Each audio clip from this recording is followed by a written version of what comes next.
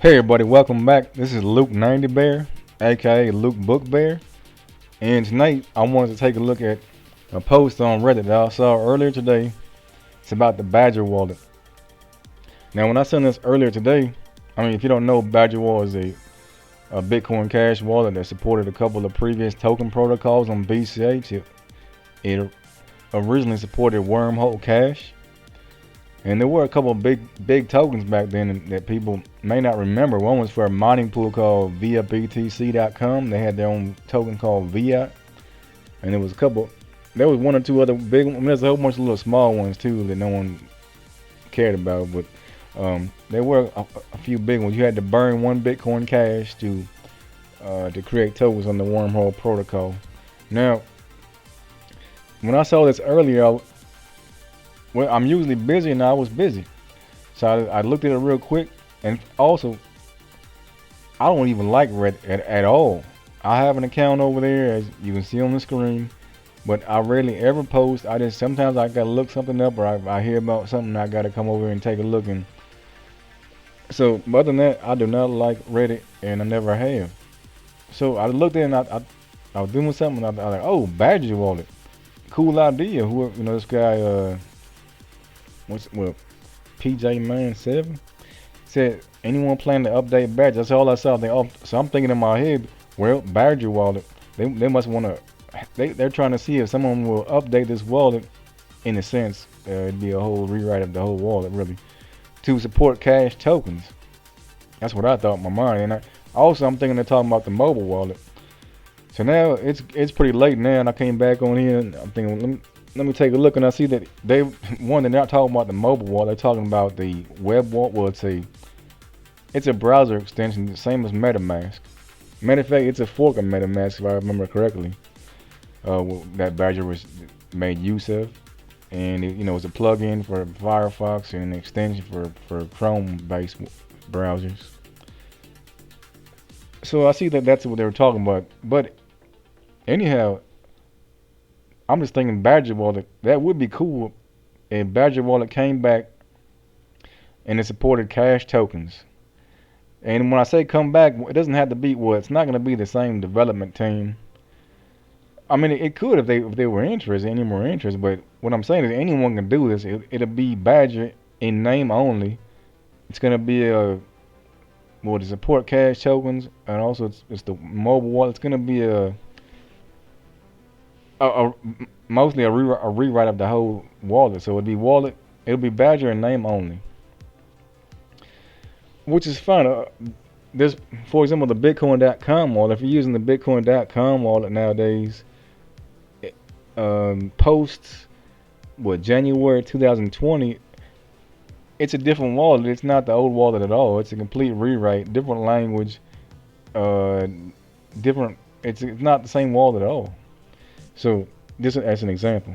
Now, so let's take a look more about Badger. Now, just a little bit of brief history, because not everyone even knows what it is. Also, before I go any further, let me state my reasons why I think Badger Wallet, Bitcoin Cash Badger Wallet supports cash tokens. Why I think it'll be a great idea. Well, one, the name. It just sounds cool. Now that may sound very subjective, but the name is cool. Badger Wallet. That's like the coolest sounding wallet I heard in my life, aside from Electron Cash. Electron Cash is real cool too. Aside from that, what are you going? That reminds me of something else. The name of some of these new wallets that are being developed now are coming out. For example, the Salami wallet. Who is going to use the Salami wallet? I'm just joking. It's not really called a Salami wallet, but it's relatively close to. It sounds like the Salami wallet kind of. Who is going to use that? That's not a good marketing decision. I'm not a marketing developer or a market developer or whatever. I'm not that. But I do know a couple of things though. One is that if you don't give your product a good name, good chances it's not going to go anywhere. You have to have a good name, and the Salami wallet is not a good name. And again, I'm just joking. It's not exactly called a Salami wallet, but them kind of wallets, like those are like for die-hard Bitcoin Cash people like myself. So we'll try it, we'll use it, but who else is gonna use it? I mean, of course, there's gonna be some people. Maybe some people just found and they like the way the user interface looks and how it looks kind of cool. Maybe inside the wallet, maybe you can navigate pretty easily. Maybe, or maybe there's someone else that just someone who understands relatively well the language that is written in the software. So they've gone and it's open. Most Bitcoin Cash stuff is open source. Notwithstanding Bitcoin.com though nowadays, but other than that, most everything Bitcoin Cash you're gonna come across mostly is open source. So somebody might, if they understand the language well enough that's written in there, go in there and review the code, just look through it and see if they see anything that looks like, what's this doing in there? This seems a little, not good for. It could be this unsecure, it could be this poorly written, or maybe there's some kind of thing to rip you off. So I guess those are some benefits of open source too. So now, what was I gonna say now? I wanted to review some of the Badger wallet history because not everyone knows about Badger. I mean, a lot of people do. I would say most people do, but now there's some people watching my channel they're new to Bitcoin Cash. So the Badger wallet, some little brief rundown of the history of it. Badger wallet was available on Bitcoin.com on the Badger subdomain. So I'm over here at the Wayback Machine or archive, web.archive.org, Badger.bitcoin.com. Well, this is a save from 2021 in October. The Badger wallet. Okay, this was you could get the two different web extensions. One's a plugin, one's an extension, different words for different kind of browsers, but. And then it looks just like MetaMask, it's up here. The thing it's a little web wallet, which is in this sense, an extension on the browser. So now let's see. Also, they had the Android app in the Google Play Store or the iPhone, iOS, and the App Store, and also the APK for Android, which you should use if you're using Android. Now, let's see. Now here's the handoff message. This is back when Bitcoin.com was handing off a few of their products that they wanted to get off their hands because they just wanted to, winding most things down at the time, and they just want to have narrow their focus down to a couple of things, which now they have just the mobile wallet and then the thing they call the DEX, which, well, that's a whole nother video. Now, Badger handoff. So they handed off. So who did they hand this off to? Well, it's a guy named Vin Armani who did, for a time, work at Bitcoin.com, and I forget which was he on the. Maybe he was on the same team that was working on the Badger stuff. Cause I don't think he was working on anything else. But well, I don't remember exactly though. But let's see. Like I never talked to the guy. I don't know him personally. Now, let's see. So there's that.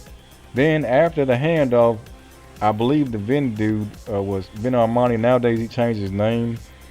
I think it's a Cispian. It's a name of an old, in history, I think a Catholic priest that's somewhat relatively well known. But, I mean, that's where the name comes from. Now, so here's a site he created called Badger Cash. But it's looked like this from the outset in 2021. It's just a link to a Twitter that's not active and the GitHub, which is, here it is. Yep, Badger. Here's the web or the browser extension, and here's the mobile. And if you look on the mobile here, nothing's happened for 2 years. Let's see. Here's him. Also, I talked just briefly about the Bitcoin.com wallet, where the new wallet is a complete rewrite. And if I remember correctly, they bought a company called O3 Labs, or they just brought in the people who work there. I can't remember now, but they're the ones that created the version 6, and it's, I believe, written in Java, whereas on the old wallet is written, I believe it's written entirely in JavaScript. It's a fork of Copay, which Copay is now BitPay. It has been for a long time. One of the bad things that happened though is that people who are using, this is from 2017 until 2019. People who had version 5.4, or maybe, you know what? I think it was a 5.6, I think. Or it really doesn't matter what you were using. If you were on version 5 anything, the last one was 5.13. When they got updated to the new wallet, which is a completely different wallet, this Bitcoin.com and name, a lot of people lost all their money because at the time the Bitcoin.com wallet would update on its own unless you went into the settings and stopped that from happening. Which is like it's like that for a lot of apps though, and what depends on your phone and how your settings now, but in Play Store settings or whatever you're using. Now iOS, I don't know, I don't use iPhone, but anyhow, my point is that a lot of people just woke up one day and they lost all their money. Now, really, it's their own fault because they're not responsible with their keys. A lot of people don't write down the seed phrase and demonic seed words.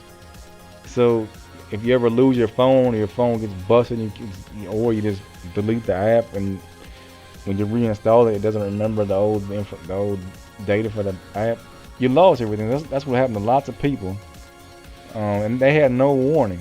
And it would have been nice if they would send out some kind of warning for a couple of weeks or a month to just let people know, hey, we're gonna release an entirely new wallet, so you need to have your seed phrase, because if anything goes wrong during this, when you update to the version 6, you lost all your money.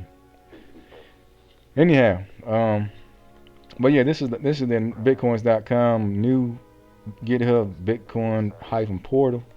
And here's the old one, it's Bitcoin-com. But anyway, my point of the video is Badger Wallet. And like I say, you don't need the old development team for Badger. Anyone can do this. It's just Badger a name, and you just create a wallet that supports CashTokens like any of the other ones out now. It'd be for mobile. I don't think there's much use. There's already other people working on web browser extension. Plus, I don't know. I would just focus on the mobile wallet.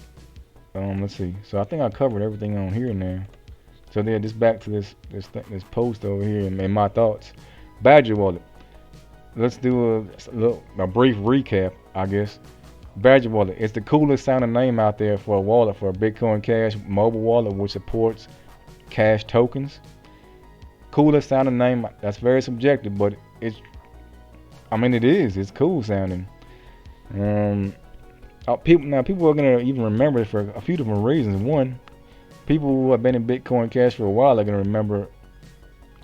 Badger wallet. Now, aside from that, there's been, for example, the honey badgers have been is something that's been related to Bitcoin Cash from the outset, and even before that in BTC, I remember people were talking about honey badger for BTC stuff. So once you hear this, kind of goes in your head, and you're thinking, oh, no matter where you heard it from, you're thinking like, oh, Badger wallet.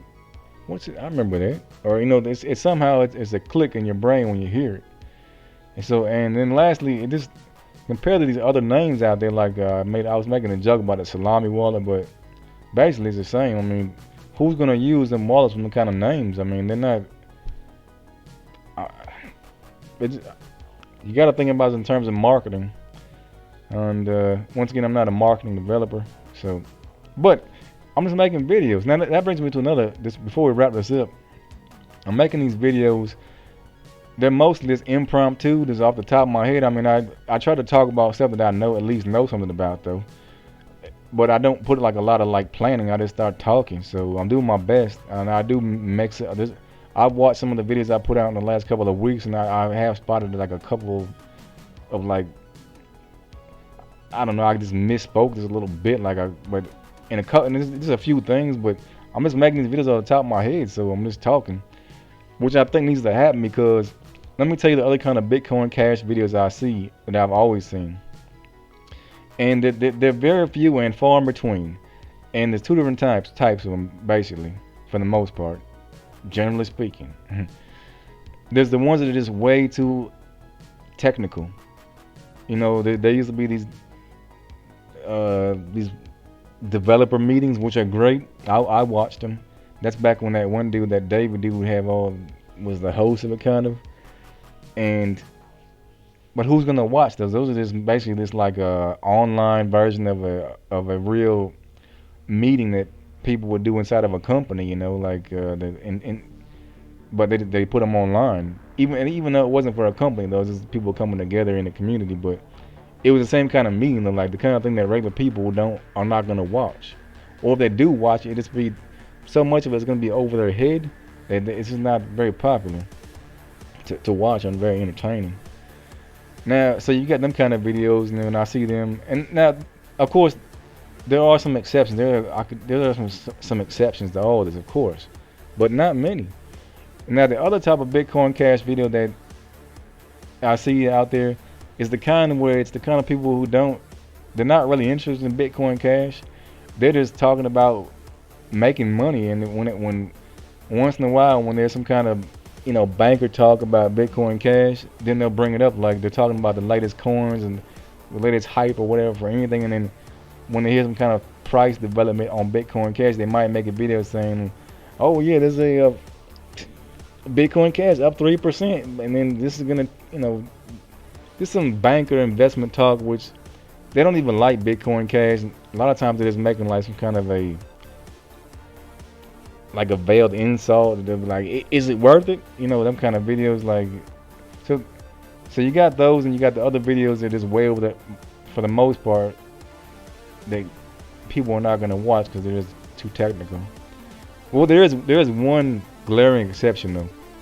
There is the Bitcoin Cash podcast, which is a very cool show. So there's an exception right there. I don't have anything bad to say about the Bitcoin Cash podcast.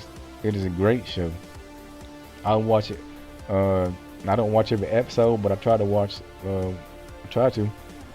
That's a great show, but I do think this constructive criticism, I guess. Not even that. This is my thoughts. I think it's still a little bit too narrowed down to. Yeah, I don't know how far you can grow the audience for that show.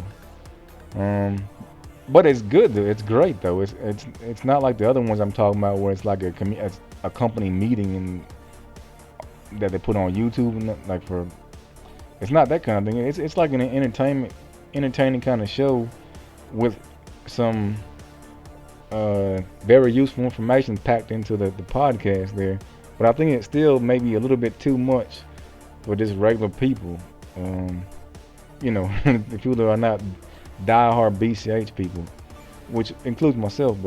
But it's a great show though. You got to give them people, that guy, credit, and all the people that come on the show, doing great work. And I would definitely recommend people to watch that show.